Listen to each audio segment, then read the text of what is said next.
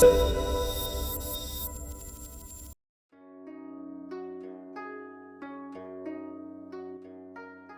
here with Sifu Scott Jensen. We've begun of 10,000 victories. Welcome, welcome. We've been here many, many times and glad to have you back again and again and again. We want to talk about Dantians today. Sounds fantastic. I'm really excited to talk about Dantians. That was a beautiful intro, but you got to give me some tea because my throat is not ready to talk yet. Perfect. So the liquid needs to be here. Okay, here it comes. Today I'm serving you a tea that we harvested on the day my son was born. Special tea nonetheless. And I'm going to talk so that you don't have to.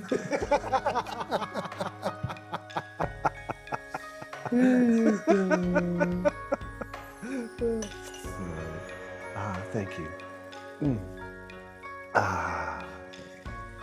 Always a pleasure to have tea with you, David. Thank you for inviting me today. Dantian is a hot topic. I hear a lot of people talking about Dantian from an energetic perspective. There's a lot of visualization that happens. I hear people talking about Dantian from a martial perspective. I hear it talked about from a medicinal perspective. I hear it talked about from a spiritual perspective. And they don't always agree with each other.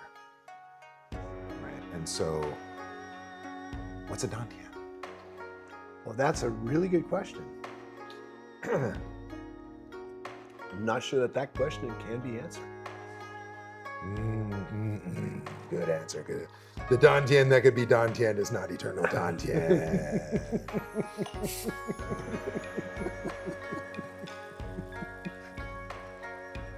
That being said, though, what's a Dantian not? Well, I would say that it is something real. And that's something that a lot of people dispute. I think that, just looking at my teachers, and when I'm saying my teachers, I'm thinking about my martial arts teachers, my Xingyi Quan teachers in particular, but Bagua Zhang, Tai Chi Quan, Salon Pautre, Lanshou, every one of them, all of the top level experts, they all talked about Dantian.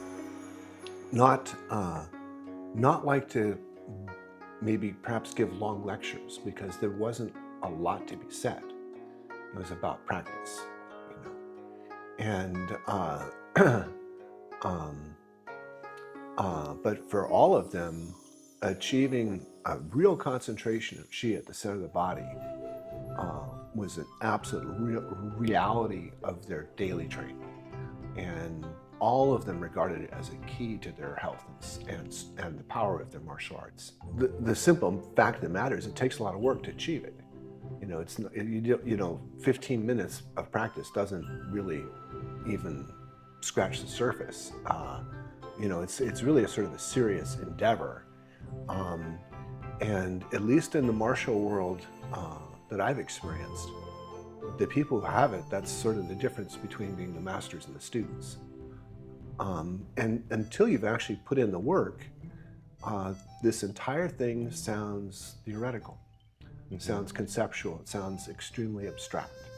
And the only way to truly experience it is to actually do the work. And that's why they say that a little bit of faith is required, is because you actually have to sort of like believe at least enough to give it a real try. If we're going to be a scientist and conduct an experiment, you have to do a sufficient sample size for your study to have any merit whatsoever.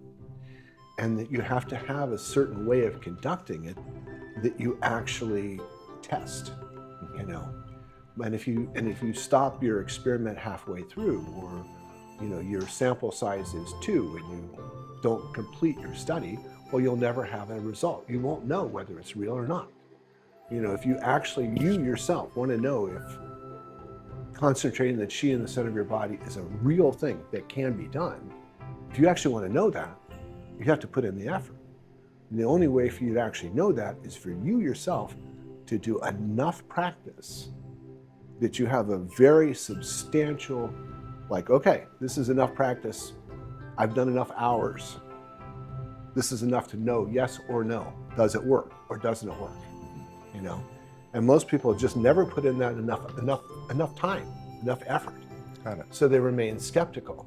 And I think partially it's if you're not face to face with, you know, some of the skill and some of the ability, and you can see it yourself. Yeah, you got to experience it. Then it's like it's hard. Then you know, you don't really get it. You know, I don't think that I would believe it unless I saw my teachers in person and experienced their skill. That part. You know, hands on. Yeah, you got to. And with my own eyes. And you know, when you see these gentlemen, they're no longer young, and you know, if you try and punch them, you hurt your hand or your wrist. And when they, you know, touch you lightly, you go flying. It's a whole different ballgame. And a lot of them, the real inner foundation of their skill was building up the strength of their Dantian. That was the source of their longevity. That was the source of their health. And if you don't have the health, you really can't do any kind of martial arts. You know, I don't think that there's at least in terms of me, the sort of the brilliance of the traditional Chinese Kung Fu is that you're combining these amazing elements together. You have this incredibly powerful healing system. You have this incredibly powerful self-defense system. And you also have something that's aesthetically pleasing. It's beautiful. It's actually enjoyable from an aesthetic point of view, you know, and that's inspiring. And then you have a side where this is actually cultivating the deepest spiritual practices that the human being has. And it's all in one activity that you can do all at once. So for me, there's really no difference. The healthiest part, the most beautiful, the most powerful, you know, the most spiritual, they all go together. That when you've got the most powerful, you've got the most beautiful, the healthiest, and the most spiritual. When you have the most spiritual, you have the most beautiful, the healthiest, the most powerful. You know, when you have the most beautiful, you have the most powerful, the most energetically strongest.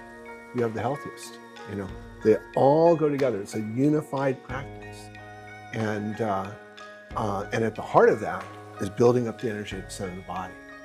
And as opposed to trying to do this while you're seated, which is, you know, maybe Buddhist tantric practice or Taoist, you know, Neidan practice, where you're seated and you're not moving and you're focusing your mind. When you're doing a practice like a Qigong practices that are the heart of each of these different martial arts, and that we're really sort of learning from the martial arts, you know, you're moving, you're standing and you're moving, and you're moving the center of your body, and you continuously have to track the center of your body as you're moving. And as you're moving, and you're tracking the center of your body with your mind, you're trying to use your whole body to move the center of your body, having the center of your body move your whole body. This guides the chi to the center of the body continuously and strongly. And it's much harder for you to lose your concentration while you're standing and moving as opposed to being seated and not moving. You know, and it's even harder for you to lose your concentration if you're doing this practice of gathering the chi to the center of the body, being really centered, and then you're doing a practice with a partner. And as soon as you lose your concentration, you end up flying across the room. You know, it tends to focus your mind even more, you know. So in the partner practices that we're doing with the martial side, I think it really intensifies the mental focus, the mental concentration. And you also can't become rigidified. You actually have to stay relaxed. And this is another super important part. Besides having the concentration, we also have to be very, very relaxed to have success with this Qigong enterprise and this, you know, gathering the chi to the center of the body. Because if you're tense, it inhibits the whole thing. You know, the tension is like the opposite of allowing the chi and the blood to flow. I mean, you can sometimes use the tension strategically to pump your chi, but for the most part, you actually have to have a super deep level of relaxation. You know? Got it. And being able to deeply relax while you're doing martial arts is a very, very amazing place to be. Well, I really appreciate that view of the health and the power and the energy and the spiritual, it's all one. We had a similar conversation with regards to grace and the grace of Tai Chi. And it's not just power, it's not just flexibility, it's not just posture, it's not just relaxation, it's not just breath, it's not just presence, it's all of them together. And then now you have a quality of grace. And so I really appreciate how it's not just one, it's the whole. And it's because of the whole that you have them all. And thank you for that view. In this conversation of Dantian and how it has to be felt and experienced, and what are some kind of standards, or what are some progressions of evolution that one would know they're on the right track of developing said Dantian? Well, actually, I just want to, you used the word, I'm going to answer that question, but okay. I just wanted to bounce off when you said grace, because that's a word, I like the word grace. I like the word graceful. And my understanding, classical meaning of the term, there's multiple meanings, of course, of the word grace. I mean, and grace can be that you're blessed by the gods, you have the grace of the gods, and like it's blessing, but grace can also, and I think what's relevant to me, is a balance between strength and flexibility. And that it's a balance, and what I mean by it's a balance of grace and flexibility. This is a classical Western sort of understanding, is that it's not 50% grace, flexibility, and 50% strength. It's 100% strong, and it's 100% flexible, and that's very, very rare. That's very hard for people to achieve. We have people that are really, really strong, and they're rarely flexible. And we have people that are very flexible, and they're rarely super strong. It's very rare that both qualities are maxed. Cirque du Soleil. There's a place for those. And I think that's sort of partially what we're looking for, and is a model of traditional health, and that's sort of I think it's a guiding practice of all the good martial arts, is that in the end you end up with people that actually have this wonderful, graceful fluidity to their movement, and they're both very strong and very flexible. And I think that's also a mental trait. Yeah. Because you get people that are very strong mentally, but they're super stubborn and inflexible. And you have other people that are just wishy-washy, and they're constantly changing their mind, and they have no resoluteness. They're not able to push things through. They don't have the willpower, So I think, balancing that mentally as well as, and emotionally and physically, that's, so grace to me, that's a really wonderful thing to sort of contemplate. Like, you could think great, that's a guide, sort of a guiding principle to me, Right on. And one of the I think the willow tree is a really good example of that classically as well, because the willow tree has these really, really strong roots, and then the branches though are super, super wispy and flowing, and when the wind blows, you might get some leaves knocked off, but you don't get the stem snapped over like you might have an oak tree. It's really, really strong, but at a certain point, snap, it's broken. So I think that's just a wonderful example in terms of the world, in the willow tree. To have both oak trees and willow tree right out there, oak tree right over there. Thank you for that. You're welcome. Thank you for that. Dantian, back on text. How do we know that the Dantian is growing? Better bowel movements, energy, no midday lethargy. How do you know that you're Dantian? It's sort of like at the beginning, the intermediate, the more, at the very, very, very, at the very, very beginning, most people start out, and this is like, a fanciful notion. It's like a conceptual idea. The Dantian, the center of the body, like center of the body, where is that anyways? And it's like, like I can feel my finger, I can feel my fingernails, I can feel this stuff, but I can't feel in the middle of the body, like where are the nerves there? We're talking about there's somewhere in the intestines, there's a little command center down there. That's true. And if you cut it in half, there's a new middle. There you go. So it's like, oh, okay, well, what are you talking about? It doesn't make any sense at all. It's like a sort of a non-starter, non-computing thing.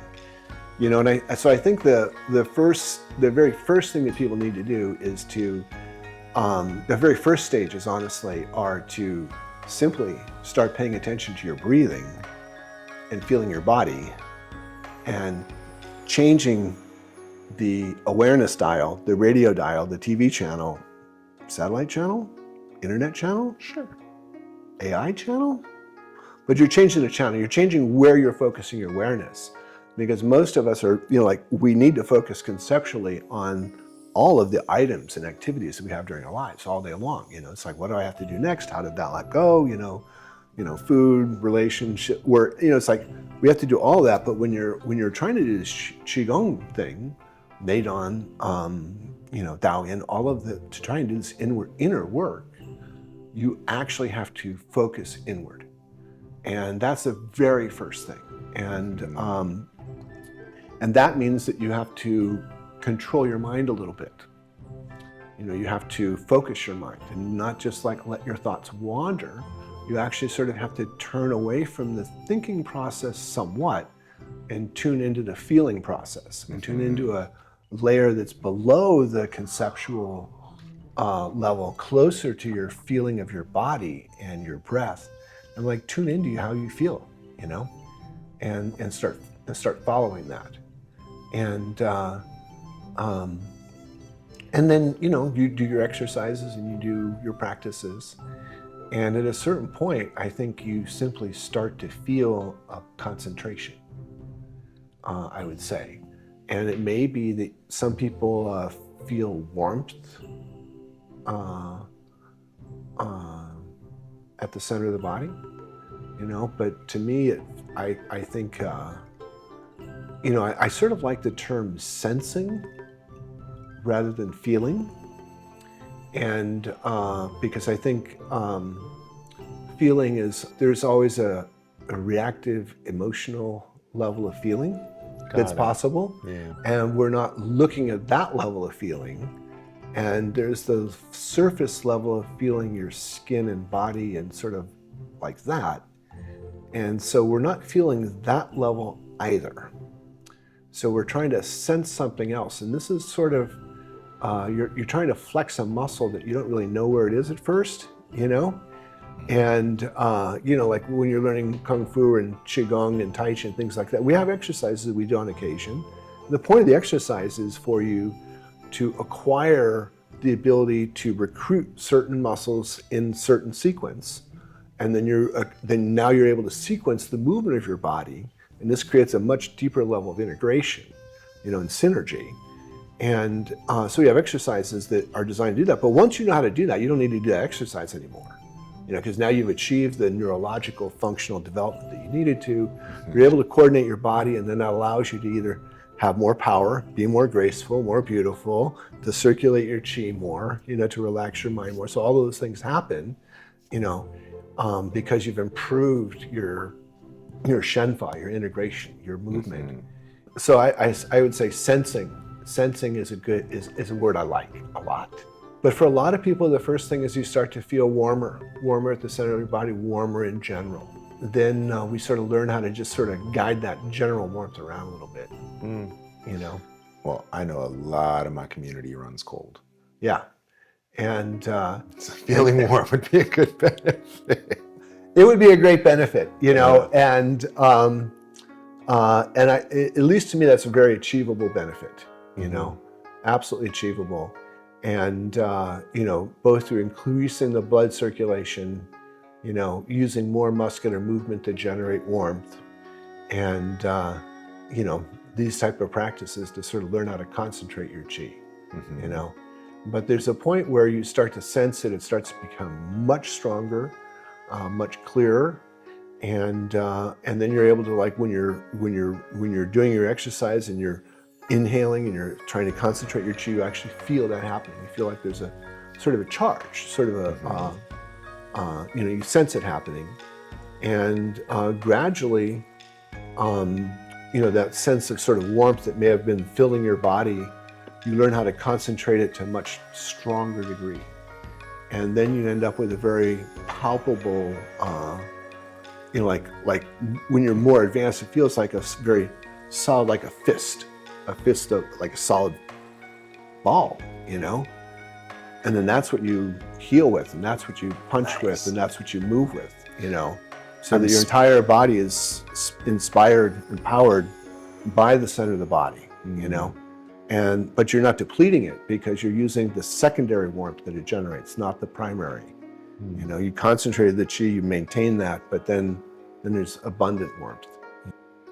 I was smiling as you were telling the story because you talked about concentrating the heat, directing the heat, utilizing the heat. And it reminded me of a time that I was in Huashan meeting all these incredible monks. And another monk that I met was MC Chili Pepper. Because we went out to eat dinner and he's getting drunk on baijiu. He's eating chili peppers. We're eating hot pot, Sichuan province, big red face. And his face was so bright red that he started doing his Qigong, cleared the redness from his face, put it all in his palm, slapped the table. It was gone. Let's drink more. So he knew how to concentrate his heat. Exactly. See, he's moving his moving his chi, he's moving his blood, he's controlling the heat. It's wonderful. That was his. So the real question: did he have a hangover the next day or not? No, because he was up bright and early, and we were practicing. Well, there you go. Then that's really awesome. Then, I love it. With regards to marks, landmarks, points of progression, warmth, quality of movement, and a feeling of fullness. Feeling of fullness. Feeling of fullness, and awareness of center. And you can't develop it without having already. You have to have awareness of the center to develop the Dantian. Can we pause here on this development of center, because in the same but different view, right? We also learned a center, but by virtue of 6 directions, right? And then understand your center by leaning forward, load your toes, right? Load your front line. Okay, learn your center by, now load your heels, lean back, load your back line.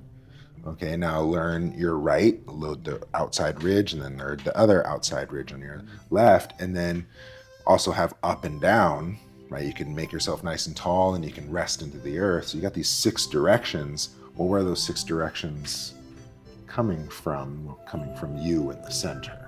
And so by virtue of discerning these 6 directions, you develop a you in the middle. And so same but different. Well, see, that's exactly what I'm talking about in terms of the martial arts has this advantage in terms of helping people to find the center of the body, because you're doing a movement practice where you're able to clearly see, okay, this is the center of my body, and if I do this or I do that or do the other things, it has these different effects. The center of my body is the wrong place. I'm gonna lose my balance, okay? If I don't have my legs structured correctly to support the center of my body, my balance is gonna be terrible, and all of my joints are gonna have issues. My chi is gonna leak out all of my joints, and it's gonna be like, a mess. So as a martial artist, you're learning how to stand, to shift your weight, to turn your waist, to go up and down, to pick your foot up and not have it all fall apart, to take a step, to put your foot down, not have it all fall apart, to shift your way to do a new foot. Is the most primary things that we learned as like toddlers, trying to actually get ourselves actually vertical, And everybody thinks, oh yeah, I learned how to do that when I was 1 year old, And then we start trying to do real traditional martial arts and realize like, oh wow, I don't know how to stand at all. I'm trying to move and I don't even know how to stand upright. I don't even know how to erect my body with any kind of actual postural integrity, you know? And then you understand, oh, well, these tiny, if I misalign my ankle a little bit, oh, my balance is destroyed. If I misalign my knee a little bit, my balance is destroyed. If my hips are tilted, my balance is terrible, you know? Oh, I sort out all these misalignments and all of a sudden, my body energetically opens up, my blood circulation just massively opens up because it's not being pinched and crimped and inhibited everywhere by tension and misalignment. Everything opens up and all of a sudden now your blood is circulating, now your chi is circulating, and now you start to feel warm, you know, and you're moving the center of your body. And just because you're moving the center of your body, just because your mind is focused there, your mind guides the chi will arrive, you know. But if your mind's wandering all over the place, it doesn't do it. But if you have to focus on your center of your body, then your mind will guide the chi there. So anyways. This is fantastic in that human movement, high-level biomechanics, they understand walking as a process of perpetual falling. Exactly. I've been saying this for a long time. They're not high-level science understanding of body movement. Oh, you're just falling again and again and again. Yeah, and again. Exactly. That's exactly what people do. The average person walking, they're falling forward and they're relying on themselves to catch themselves with the next footstep.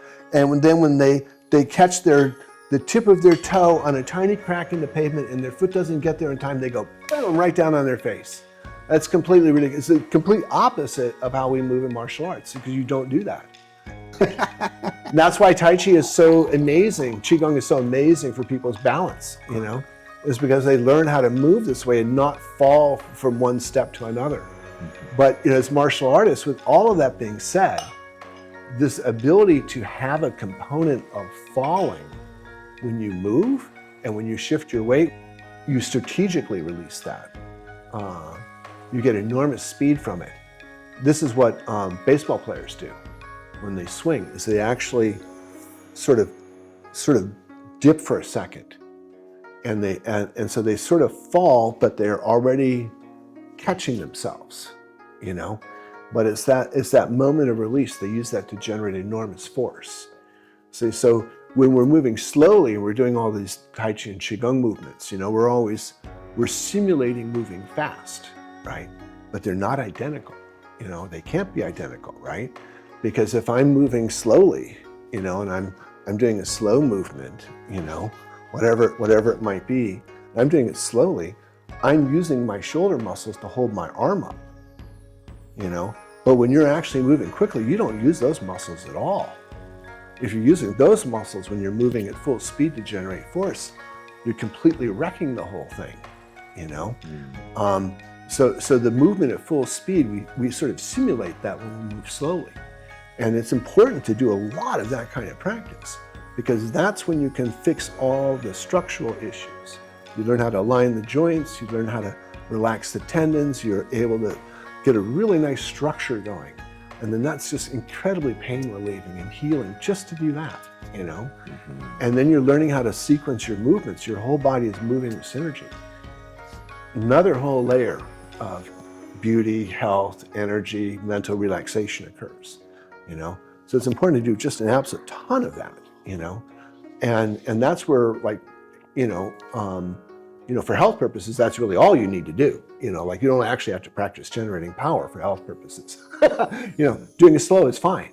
And, but when people are actually moving quickly, it's slightly different, because then what we're really thinking about more is having the center of our body now to do that movement where you're either moving forward, backward, turning, going up or down. You've got those movements, those primal movements you can do at the center of the body, but now they have to be done at lightning speed, you know? So you have to subtract all of the tension. Every bit of unnecessary tension must be subtracted, because that's like putting on the brakes. So then when you're in the moment of moving, it's like we want to capture that sort of release of the fall, but it's not really a fall because we have this beautiful structure, but it gives you the freedom that then you can like flicker the center of your body, you know? And then you have the whole mass, but it's moving like lightning, you know? And so that's the skill, but along the way you have to do all this conditioning of your body to achieve that. And the conditioning of your body just fixes everything. It's just wonderful, you know?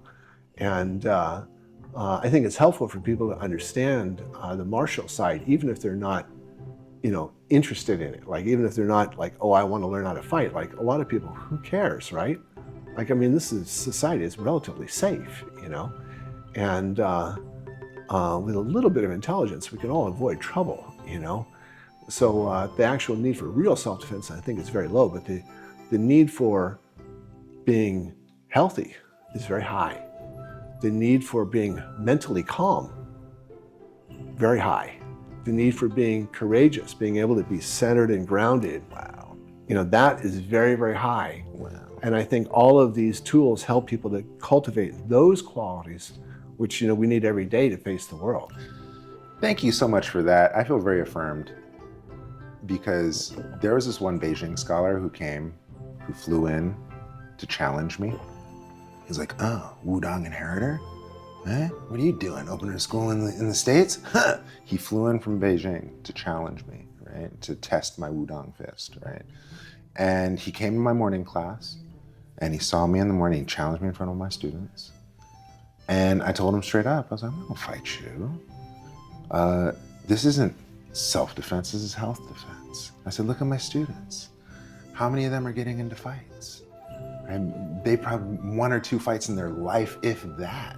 Right. But ask them how many of them are fighting cancer, if not personally within their family. How many of them are fighting heart disease, diabetes? Right. How many of those, how many are fighting depression, anxiety, stress? Mm-hmm. Right? These are the fights that we have to show up for every day. Right. Right? And he goes, oh, hey, Wudang, okay, sorry. He went back to Wudang, or he went back to Beijing with his tail with his legs. Thank you for that story, because you're right. We don't need, we are in a safe society, relatively, in Oakland.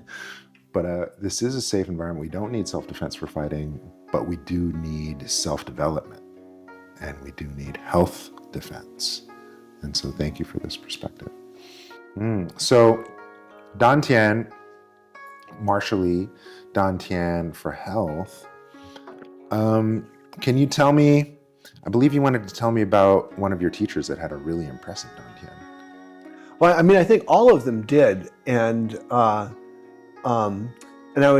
just been thinking about recently about my teacher, Mike Bingo. And he wasn't one of the teachers that I spent years with, like Wang Jackman, and learned. I learned a lot of Xingyi from Mike Bingo, but you know, other people I spent much more time with. But I think he was a really very interesting example, sort of in the modern world, of the application of these ancient principles. And the reason I mention it is because when I think I've seen people talking about the martial art known as Xingyi Quan more online, and people are starting to like it because it's relatively simple. It's very, very practical. I mean, I think it's a very, very powerful martial art. And honestly, I think it has the deepest connection to traditional Chinese medical theory of any of the arts, because it really connects to the 5-element theory. And you know, the 5 primary movements of Xingyi are called the 5 elements, and they each have a. And people debate this, but you know, I think it's fairly clear that there's a aspect of cultivating the internal organs related to the 5 elements in the Jiangfu in Xingyi Quan. So it has this very deep medical aspect to it, and amongst the healthiest and most capable of the older generation that I met, the Xingyi guys were the most active, the most upright. They definitely had an edge over the Tai Chi guys.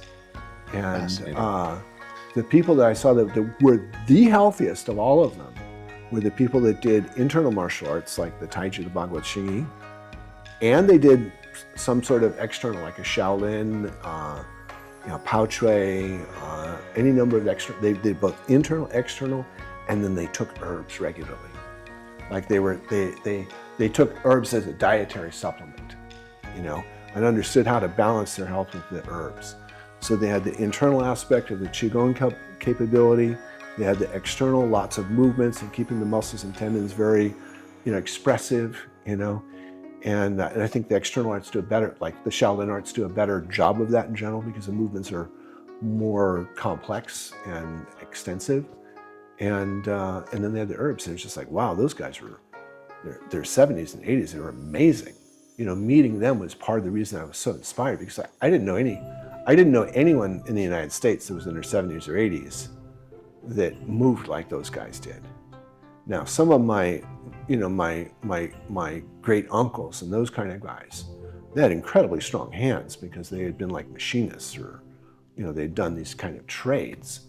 But although they had certain qualities that were really, really strong, like my grandfather was an incredibly strong wrestler, and he still had a really strong sort of old school physique even when he's older. He didn't have the flexibility. He didn't have that balance of both sides, Yeah, so Mike Bingo, he was a 33-year U.S. Special Forces veteran. And he was in the first graduating class of Green Berets, the very first Green Berets created. And his first mission was, well, probably certainly illegal because he was dropped into Laos before the start of the Vietnam War. And so then his job was to lead the tribesmen, and organize them. So straight out of his first training, his very first deployment, he told me they flew in a helicopter, he and his squad, and I don't think he was a sergeant then, he was probably just a private. I mean, it was his very first mission. The first thing he did was the base that they were gonna be stationed at was under heavy attack by the Vietnamese. And the helicopter pilot said, okay, I'm gonna make one pass, and you guys are jumping out. I'm not even gonna stop, and I'm barely gonna slow down, So everybody's out on the first pass, And then there he was for 3 years. And then when after that period, he had his first real leave, and they gave him a long vacation in Taiwan, which was where the CIA was basing these kind of operations from. And so they had probably hotel-like places for these guys to relax. And after a few days of that, they said to Mike Bingo, well, what else do you want to do?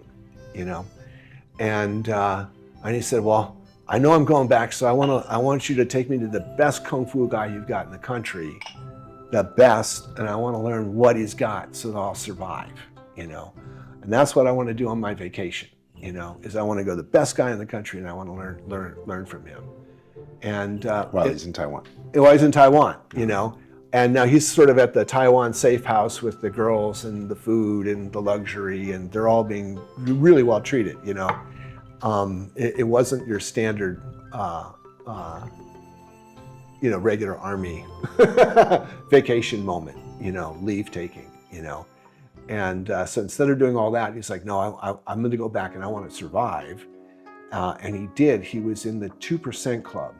And that means of the graduating class, that first graduating class, 2% of them survived Vietnam without being killed or maimed. So he did survive. So anyway, so he said, I want to go to the best guy you've got, on the island. I want to learn the best Kung Fu. And they took him to Master Shi, who taught him Xingyi Quan. And his first lesson, he was telling, he loved to tell some of these stories, but he said the first thing the Master Shi did, and Mike Bingo's just had 3 years of intense combat in Vietnam, and he's the U.S. Special Forces, first of the first. And Mike Bingo was a guy, if you needed to have 1,000 push-ups done, he was your man. He was like, well, do you want me to do them with my backpack on or not? And when I saw him, I've heard the term forearms like ham hocks before. I don't know if you ever heard that term, this old school term, that somebody's forearms are so well developed, they look like a ham hock, First guy I ever saw that had forearms like that. So Popeye forearms. Popeye forearms to the max, So he's an incredibly physically strong young guy. And the very first thing that Master Shi did was basically beat him up for an hour. And then when Mike's just exhausted and he couldn't stand up and he's like, do you have any moves left? Have you got anything? Mike's like, no, I got nothing left. You win. I'm your student. I've got nothing. Teach me, you know? And then he learned Xingyi Quan from him from the ground up. So, you know, he established this real humility as a student with his teacher and lifelong devotion. He never learned another martial. I mean, he might have learned, traded little things like that. He was always a Xingyi Quan man, you know, no deviation from that. And, you know, I met him after he retired. And there was one time we were flying back from a martial arts sort of event, and we were on the airplane, and you know, we were very relaxed, and we were virtually the only people on the airplane, sort of a red-eye flight. Most people never meet people like Mike Bingo. You know, most people never meet these kind of guys, these hardcore, lifelong military types. You know. And when you're talking about people that are in something like those level of special forces, they're there for the fight. They like the fight, okay? They like the shooting and the blowing up and the fighting. They love it, and that's why they're in. These people exist. And that's why they're, and you know, thank God they're in the military, and thank God they're on our side, you know. And they joined that level specifically because those people still run missions during peacetime. So they're guaranteed of combat, you know. So his 33 years, he was running missions, you know. So I had the opportunity to ask him, you know, what's the most important part of Xingyi Quan? You know, like, you know, I'd already been training really hard, you know. Xingyi Quan was very, very, very dedicated. Done just, you know, I was all in on Xingyi Quan. I love the art. It was actually the first art that I studied. And I'm asking him, well, what's really the difference between being like at the advanced or like expert level and now you're a master? You know, what's the real, like putting the roof on the whole thing? What is it? And he said, it's all about the Dantian. And that was the key number one thing for him. He said when Master Shi was explaining this to him, it was among the first things he told him. And Mike Bingo was like, oh, what a utter load of rubbish. Now, you know, these kind of military guys, you know, they swear, at least from his generation, swearing continuously, okay? Like if it was spicy food, man, it was Sichuan, you know, that's how heavily everything was a lot of swearing. So I can't possibly recreate the lingo that he would always be continuously using describing this, but he was like, didn't believe a word about this Qi business. Didn't believe in the Dantian thing. It was just utter nonsense, right? But he wouldn't use those terminology. And then he said, as he kept going, he realized that was the utter most important thing. And he said, you know, Scott, he said, you know, when you're being hunted by 20 or 30 Viet Cong and you're in the jungle, that rah-rah BS from boot camp, it don't work. But when I get centered, when I center my Qi, I calm my mind, then I turn into the predator. I go from being in fear to being calm, and I'm ready to do my mission. And he said that for him was the number one thing that saved his life in combat, that transformed his Kung Fu. That was the difference for him between being, you know, a lower level person and being a real master. And at the beginning, it was just like, didn't make any sense to him. You know, and I see people, you know, like if people post something on Facebook or, you know, YouTube or something, they're talking about Xingyi Quan, and as soon as people talk about the Dantian and gathering Qi the Dantian, and it's like, why do you use such esoteric terminology? And oh, that doesn't mean anything, that doesn't make any sense. It's like, it doesn't really work. And I'm like, well, actually, you know, you just really haven't experienced anybody that actually has it yet, you know. You haven't actually seen it with your own eyes. You haven't tried to touch hands with these people, with the extreme suddenness of their power, you know. Watching Mike Bingo move, just the way that, boom, the intensity of his movement, you know, you just hear it's like tendons snapping, you know, when he would do, and that was him showing like the intermediate level. And then he would do the more advanced level and it would be soft. I have some really great stories about Mike Bingo to sort of fill out this guy's character, but this is a guy, I mean, if it wasn't practical and it wasn't working, he didn't have time for it. You know, he was 100% focused on, I need to stay alive, and this is the thing that actually has worked. Now, I usually teach this in my Kung Fu class. We might do a huge amount of training. So people are like, wow, they worked on every muscle in their body, and they're about to pass out. They really need a break. And then we'll do 1 minute meditation, you know. And then their minds are really relaxed and they're really focused. And then we really do the centering, you know. It's about building your power, building your presence, getting your mind centered. Like the center of your body, it's the source of your power. It's the source of your calm. You know, it's the source of everything that you need. We're going to concentrate the center of the body, the chi at the center of the body, like our lives depended on it, okay? You know, like literally like your life depended on it. That's the kind of intensity that you want. You still have to stay relaxed, but you have to have like a no fooling around kind of focus here. And of the people that I've trained personally, and I taught them this, you know, and then taught them like every punch you throw, you're always aware of the center of the body. Every movement that you make, you're always aware of the center of the body. Anytime you touch somebody, you're using your center of your body to move their center. And then they join the military. They go off, you know, I had I don't know, what, 5 people, you know, but they're all heavy combat veterans. Now I'm not encouraging anybody to join the military, you know, like I try to talk everybody out of it, frankly, you know, personally, okay? But,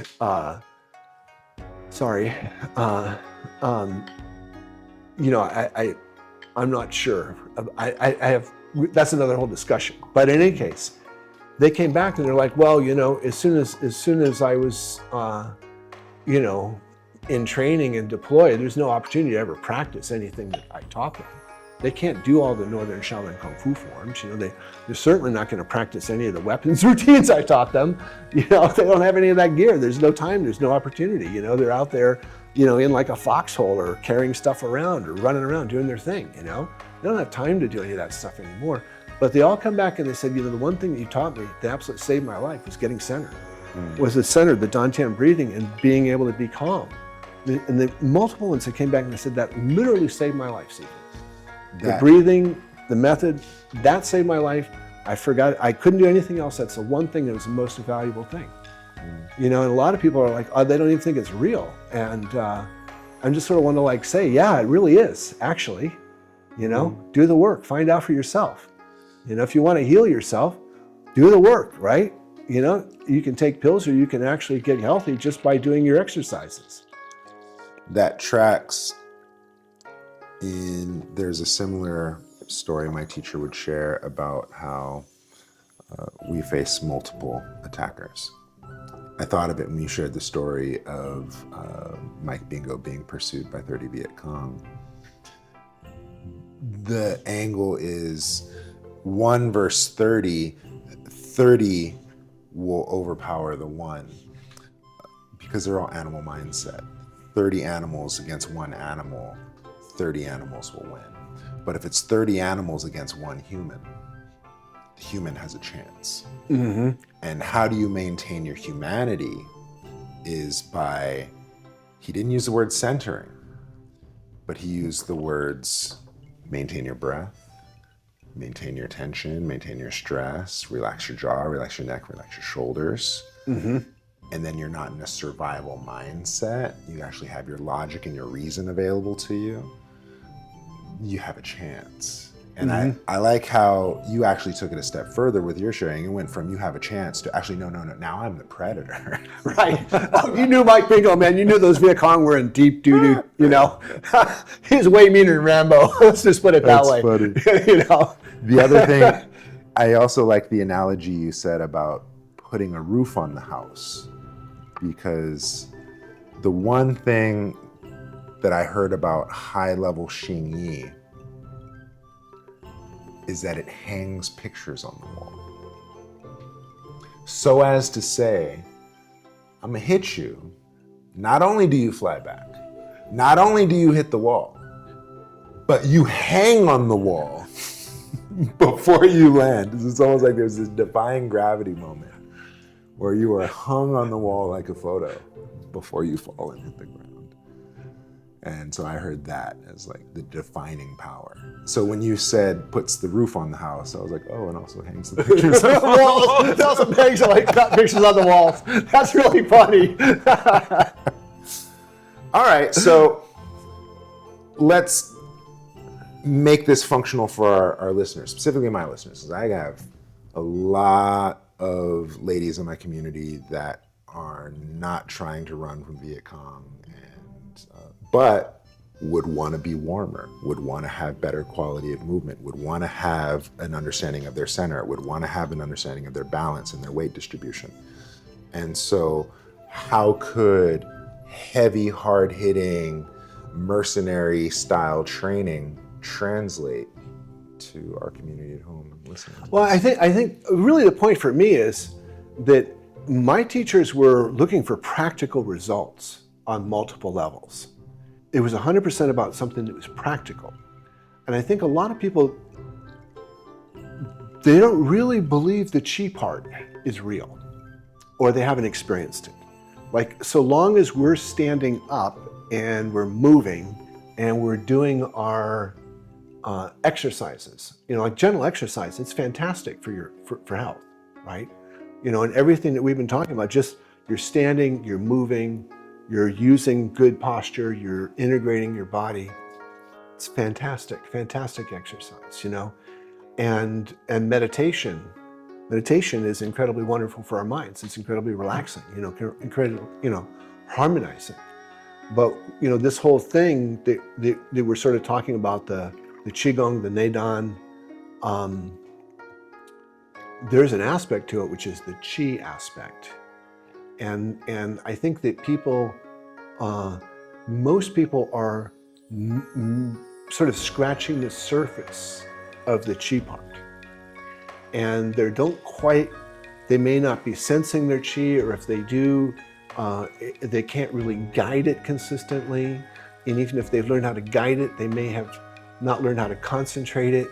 And if they learn how to concentrate it, often they're not relentless enough and dedicated enough to actually build up the concentration to a level where it becomes very substantial, very firm, very full, very unmistakable in its presence, And they don't achieve that, They haven't felt it. They don't know that it's real, And then you've got this built up of energy, this ball of energy, that's the Dantian, and then that starts generating a secondary layer of warmth and energy, and that's like the dragon's pearl in art. It's showing bursting into flames, So that's what you're building up. That's your dragon's pearl. That thing bursts into flames.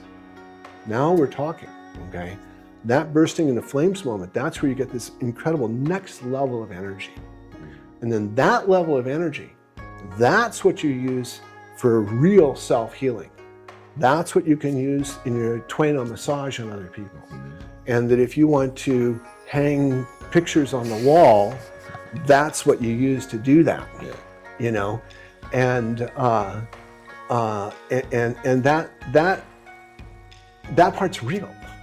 So, and most people, that's really what I'm saying is like, these guys, they knew it was real. They worked really hard to get it. It was the one thing that gave them this enormous advantage over everyone around them.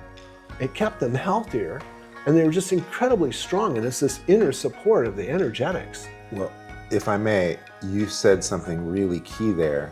They worked really hard to get it.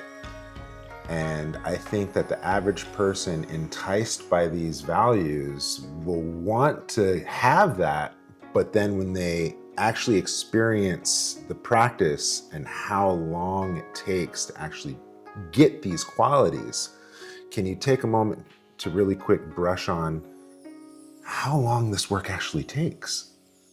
The real thing here is that once you've got some of the methods, you've learned some exercises, and you've learned how to do them. So you're doing this integrated posture, you're synchronizing your movement, you've got some synergy going on, you're harmonizing, you're moving well.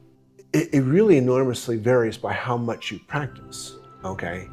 And so if your practice is gonna be 15 minutes a week, not gonna happen. It's not gonna happen. I've been practicing for 20 years. 15 minutes a week. Yeah, well, there's a lot of people that what they do is they repeat the first year 20 times. So I've been practicing for 20 years, and at year 20, you're doing exactly the same thing that you learned in your first year, and there's been like no evolution. God, I've met so many people like that. Oh, okay, well, all right, you made it to year 3, and then you repeated that 17 times. Good for you. You know, like, hey, that's healthy. You know, like, it's healthy, and okay, you might be teaching a class and you're getting other people healthy, but let's not kid ourselves here. You never got past step 3. You know, you're not a master. You're teaching healthy Tai Chi, but let's not call ourselves masters, right? You know, that's fair, right? So once you can start to sense the Qi, to guide the Qi, you understand the integrity of posture, the synchronization, your breathing, your focusing, then you want to start doing that all day long. All day long. You're always doing Qigong. You're always doing Neidan. You're always moving with integrated posture. You never let up. You're always synchronizing. You're always guiding your Qi. You're always being mindful. You're always breathing, and you never stop. And then, now we're moving. Okay. And it's just a state of being at that point. But I would say, in another way to answer your question, if you want results, a good minimum of practice would be an hour a day. Yeah. You know, most people shouldn't do more than 3 hours a day, I would say, you know, but you can, it doesn't mean that you're doing one exercise for 3 hours. It could mean that you're doing one exercise for 3 hours. It could mean that you're just standing, or standing, or standing, you know, or doing your Dingshi walking, and you're grinding, you know. I hope and you just go out, and you just go out there and you do it for an hour, you know. That was really beautiful. I hope I got all that. Well, yeah, and it doesn't have to be an hour all at once, too. It could be 20 minutes in the morning, 20 minutes in the afternoon, 20 minutes in the evening. Your volume across the course of the day. But the 20 minutes is important, though. Okay, that I think 15 minutes to 20 minutes. Any less than that, sing. You know, we have a thing where if you're, you know, say you're working in an odd position, you have to like get underneath your table and play with the cabling on your computer. I used to talk about plumbing or getting under the sink, but nobody relates to that. So you have to work underneath your table and work on your computer pile, you know, cables, and you're bent in a weird position. And if you're down there for 20 minutes or more, your body adjusts to the weird position. And now when you get up, you're like, oh my God. And you try to straighten yourself out, you know. You're sitting at your computer and you're having bad posture. You're there for 20 minutes, and now it's like you're sort of frozen into this. So that period, 15 to 20 minutes, that's like how long it takes you to adjust to the activity posturally, say. So if you're doing a 15 or 20 minute posture, you know, practice session for your Qigong, your Neidan, all your exercises, that's long enough for your body to get into the good posture, to integrate, and then to reset your movement, to really reset your mind. You know, now just taking a tiny break for most people, it's like, okay, I need to just chill for a moment and just get calm and get centered. And I take 5 minutes and I reset myself. You know, that's really wonderful for interacting with the world and, you know, and having a good interaction. But in terms of like, are we going to do a Qigong practice? Are we trying to master Qigong? You know, well, if you're trying to master Qigong, well, you got to do some work. You know, let's not fool around here, right? You're saying master Qigong. I mean, what does that mean? It's like, okay, well, be a decent Qigong student. That's a good start, you know? Like actually do your exercises, you know? How about do them every single day and not clown around, you know? And then get back to me on whether they work or not, you know? And until you've done enough to test them, it's like you haven't done a test. You haven't completed your scientific experiment. You know, are we gonna test these theories or not? Well, you have one body. Why don't you test it in your body and see if it makes you healthier? The worst that will happen is you waste some time. The good thing that might happen is you might get super healthy and you might get happier. You might be out of pain. What? You know, you might be able to help everybody in your life and not be a burden. All that comes with practice? So you sound like a pharmaceutical commercial with all these amazing side effects. Side effects may include. happiness. Well, you know, posture, relaxation. you know, when you're talking about the benefits, a great book is the Harvard Medical Journal book on Tai Chi, the benefits of Tai Chi.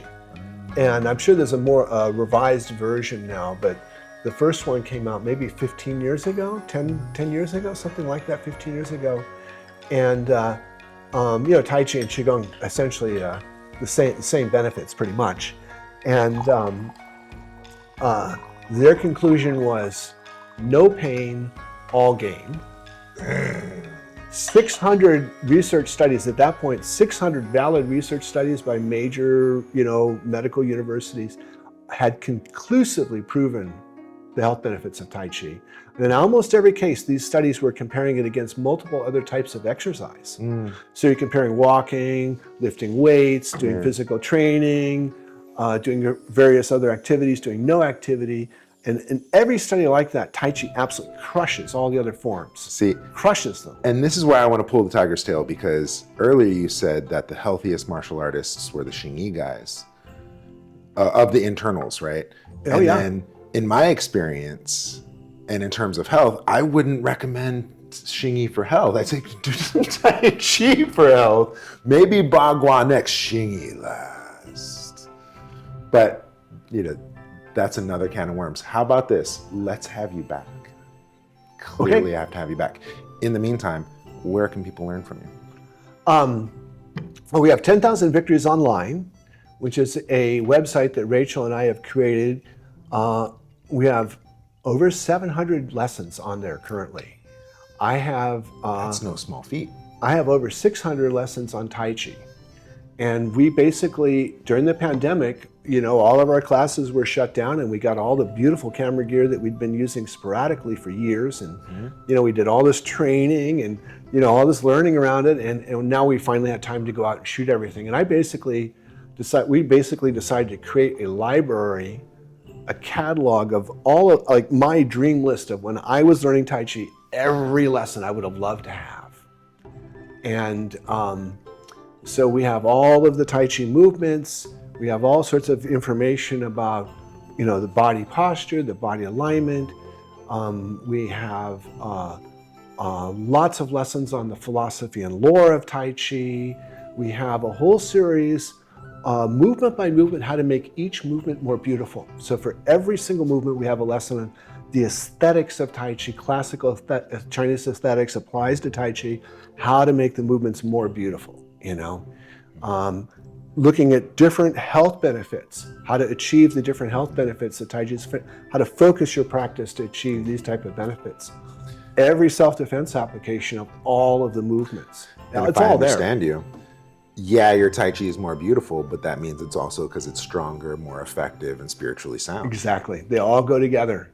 Safer. And then we also have Qigong lessons on there. We have Bagua Zhang lessons on there. And the Xingyi and the Shaolin are sort of along the way, on the way. So Dope.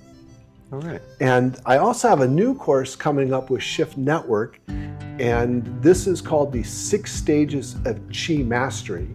And this course, we're focusing in on the Qi part, not the gentle exercise, not the meditation. It's not about learning lots of exercises. We teach exercises in it. It's not about going deep into theory. I've already done that. This one is about the Qi part and learning how to sense, guide, concentrate, sort of ignite, and then spread your Qi. So it's 6 stages of Qi mastery, which is something that I've created to help guide people in understanding this process and help them achieve it. So I've created that, and this is my first presentation is with Shift Network, is to bring this out. So that's starting soon. There's all sorts of bonuses and free things, you know. And so you guys should, you should jump on it right away, because that's happening soon. It's starting in August 12th. That's right around the corner. Is right around the corner. So, one of the things that I love about this course is that it's designed to augment all of the other practices that people know. Like, you don't have to stop doing other practices, and you don't even have to do my exercises. You know, I like them, but you know, a lot of people have learned other Qigong methods. Like, you might be, have learned some really wonderful exercises from the Wudang tradition with David, and there's no conflict here. It's like, what I'm talking about is the Qi part, and how do you do the Qi part? How do you get good at the Qi part? So we have 18 lessons, and we're gonna have 3 modules for each of these 6 stages. And we're basically gonna go through like a 10 to 40 year career in Qigong in 18 lessons, and just take people from the very beginning to, relaxing their minds and experiencing the primal awareness on level 18. So, all right. Yeah, it's juicy. yeah. Well, I can't wait to have you back. Thank you so much for coming today. Thank you so much for inviting me. It's such a pleasure to be here with you always. You're so inspiring to talk to. People like David Way are really, really rare. And those of you guys who have the opportunity to tune in to the teachings he's presented, it's a real privilege. He doesn't have to teach. He could keep his mouth shut, and just do his practices on his own and be a hermit, But here we are, we're trying to present these lessons. We go through all this effort, and he's really just sharing his heart out with the lessons that he gives you guys. So I just encourage you just to, whatever kind of practice you can do, you should do that practice and enjoy it, and tune in to David and keep studying with your instructor, because you've got a really good one. So, many blessings. If praise is poison, I'm dead. Thank you so much. You're welcome.